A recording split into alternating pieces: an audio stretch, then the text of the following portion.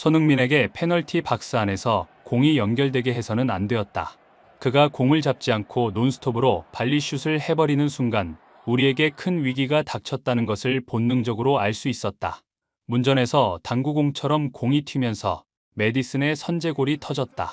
손흥민을 막았어야 했다. 손흥민 때문에 35년 만에 대형 사고가 터진 것이다. 이 경기를 지켜본 많은 축구 팬들은 확실히 쉬고 돌아오니 손흥민의 폼이 돌아왔다고 말하면서 손흥민의 이날 경기에서 미친 활약을 극찬해 마지 않았습니다. 이날 손흥민의 맹활약, 더 스포츠가 자세히 알아보겠습니다.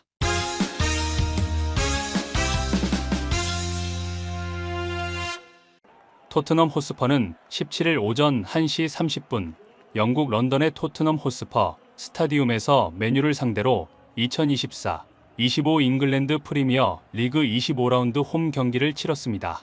토트넘은 최근 리버풀전 0대4 대패로 카라바오컵 결승 문턱에서 무릎을 꿇었으며 이후 에스턴 빌라와의 경기에서도 1대2로 패하며 잉글랜드 축구 협회컵에서도 4라운드 조기 탈락의 수모를 겪었습니다. 토트넘의 부진한 경기력에 대해 포스테코글루는 주축 선수들의 부상을 큰 원인으로 꼽고 있으며 이들이 돌아오면 토트넘의 성적이 반등할 것이라고 주장하고 있어 영국 현지 축구 전문가들 사이에서도 논란이 일고 있는데요. 스카이 스포츠의 해설자 제이미 캐러건은 경기 후 분석 방송에 출연해 포스테코글루의 이 같은 주장을 정면으로 반박했습니다. 그는 포스테코글루와 그를 지지하는 자들의 주장은 현재의 부진이 선수들 부상 때문이라고 하지만 포스테코글루는 지난 시즌 중반 이후에 첼시전부터 무려 52경기 중 25경기에서 졌다고 말하면서 그는 선수들이 부상으로 신음하고 있는 상황에서만 부진한 게 아니라 지난 시즌부터 1년간 쭉 부진했다. 부상 때문에 경기력이 저하되었다는 것은 거짓말이라고 작심 발언을 했습니다. 그는 이어서 EPL의 모든 팀들은 20명으로 구성된 세계 최고 수준의 코치들로 구성되어 있다고 말하면서 상대가 자신의 약점을 지속적으로 공략하는데도 불구하고 그것을 그대로 방치하는 이유를 정말 모르겠다고 어이없어 했습니다. 이 주장을 접한 일부 전문가들 역시 공격 축구를 해야 한다는 무슨 강박관념 같은 게 있어 보일 정도로 양쪽 풀백을 끌어올려 공격에 가담시키면서 양 사이드의 수비를 도외시한다고 말하면서 상대는 그쪽을 공략하면 쉽게 이길 수 있다는 것을 알고 무려 1년간 계속해서 공략하는데도 불구하고 거기에 대해 어떤 대비책도 세우지 않고 있다. 풀백을 위로 올려 페널티 박스 안으로 넣어 공격을 하게 하는 이 전술 하나로 인해 세계 최고의 공격수인 손흥민이 풀백처럼 사이드로 빠져서 공격을 하는 주객이 전도된 전술을 쓰게 되면서부터 팀의 모든 밸런스가 완전히 무너진다. 맨유를 상대로는 어떤 경기를 펼칠지 영국 현지 전문가들의 관심이 지대한 것은 당연한 일이라고 말했습니다. 경기가 시작되자 손흥민은 전반 5분경 왼쪽을 돌파하며 골문 쪽으로 쇄도하는 클루셉스키를 보고 크로스를 올리며 토트넘의 공격을 이끌며 시동을 걸기 시작했는데요. 결국 손흥민의 활약에 힘입어 토트넘은 전반 12분경 베리발의 슈팅을 맨유의 오나나 골키퍼가 가까스로 쳐낸 것을 메디슨이 쇄도하면서 그대로 골망 안에 꽂아 넣으면서 토트넘이 선제골을 기록하며 1대0으로 앞서 나갑니다.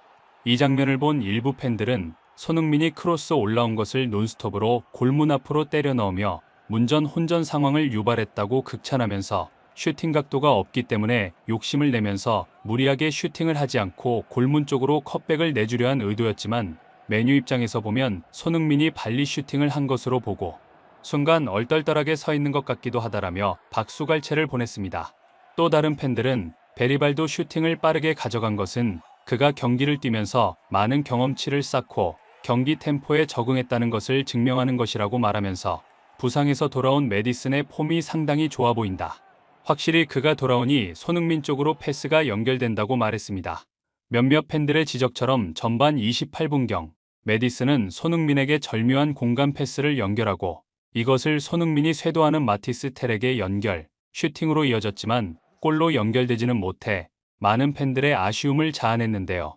몇몇 팬들은 저런 것이 바로 관록이자 노련함이라고 극찬을 아끼지 않으면서 슈팅 각도가 나오지 않자 손흥민은 공을 잡고 상대 수비수 5명을 순간적으로 묶어버리는데 이 때문에 쇄도하는 마티스 텔이 완벽한 노마크 찬스에 놓인다.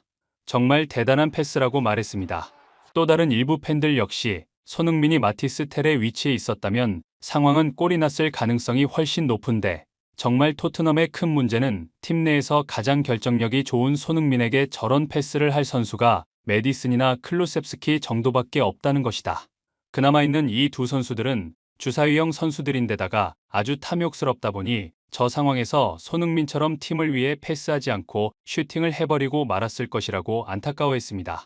손흥민이 팀의 공격을 이끈다는 것을 눈치챈 맨유는 손흥민이 공을 몰고 들어가기만 하면 공을 분배하지 못하도록 완전히 에워싸면서 집중적으로 손흥민을 막기 시작했는데요. 이 장면을 본 일부 팬들은 손흥민이 상대 수비를 잡고 공간을 만들며 찬스를 다 떠먹여주는데도 주변 동료들이 빈 공간으로 영리하게 움직이지를 못한다고 답답해하면서 손흥민에게 찬스를 좀 만들어주라라며 날선 반응을 보였습니다. 손흥민은 맨유의 공격 상황이 끊어지며 공이 자신에게 연결되자 미친 드리블을 선보이며 중앙 지역으로 전진하는데요. 이것을 본 맨유의 카세미르는 위기 상황을 직감하고 손흥민을 뒤에서 무리하게 태클을 걸어 경고를 받습니다. 전반전을 1대0으로 앞서간 토트넘은 후반전 들어 맨유를 밀어붙이며 경기 흐름을 이어갔는데요. 후반 시작하자마자 스펜스는 뒷 공간으로 침투하는 손흥민을 보며 패스를 연결했지만 이것이 중간에 끊어지며 연결되지는 않습니다. 맨유는 동점골을 넣기 위해 토트넘을 밀어붙이며 주도권을 가져가기 시작하면서 토트넘은 후반전 들어 결정적 찬스를 내주며 고전하기 시작하는데요. 언제라도 동점골을 허용할 수도 있는 절체절명의 순간 손흥민은 토트넘의 공격진을 홀로 이끌며 상대 페널티 박스 안에서 공을 잡고 오른발로 슈팅했지만 상대 수비의 절박한 블록에 막혀 골로 연결되지는 못했습니다. 이 장면을 본 축구 팬들은 손흥민에게 완벽한 노마크 찬스 한 번만 연결되면 경기가 끝날 것 같은데 저걸 만들어주지 못하니 답답할 뿐이라고 말하면서 이렇게 되면 손흥민의 미친 코너킥 슛이 터져줘야 하는 것 같다는 기대감을 드러냈습니다. 팬들의 이런 바람을 손흥민은 알기라도 하듯 후반 68분경 미친 코너킥 슛을 장렬시키지만 아쉽게 골대를 살짝 벗어나 이 장면을 본 6만 5천여 홈팬들의 장탄식을 자아내게 했습니다. 손흥민은 후반 75분경 페널티 박스 안에서 공을 잡고 또다시 쇄도하는 마티스 텔에게 완벽한 노마크 찬스를 만들어주지만 역시 마티스 텔은 이 찬스를 놓치고 마는데요. 손흥민은 떠 먹여줘도 못 먹는 동료들에게 또다시 이타적인 플레이를 펼치는데요.